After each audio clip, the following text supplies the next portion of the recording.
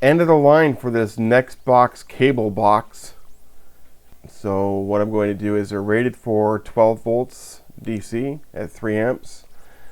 So I'm going to, first I'll show you that it does still work. There we go. So it's currently flashing ER51 on the display here, and I'll just show you this really quick on the right there. Put that back. So these videos are going to be a thing whenever I have something that's disposable. And I'm going to work on getting a proper stand for the camera so it can see the power rating and everything like that. Right now it's booting, so that's why it's kind of going everywhere with the amp draw. Everything is functionally normal in here. So the power comes in back here,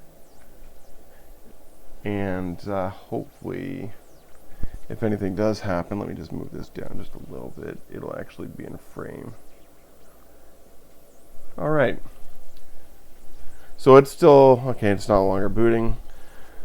So what I'm going to do is, what do you think I should do? Do you think I should just up the power slowly and just watch it burn out? Or should I just turn it off and then crank up the power and just turn it on and see what happens?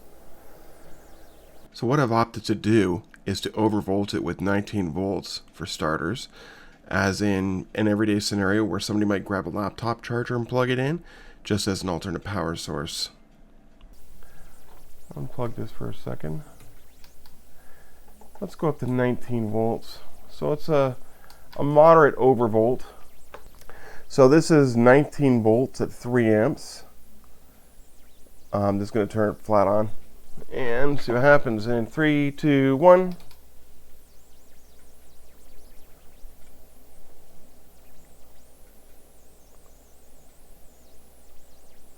Well, nothing, but it's not booting up either. Oh, it's drawing more current. So it's not booting. Oh, no, there, it did boot actually. Okay. But before it was going over an amp, now it's not. So let's go from here, let's overvolt it.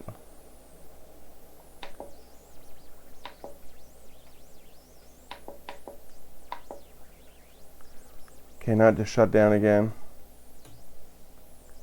22 volts. Nothing happening. Oh, something just popped there.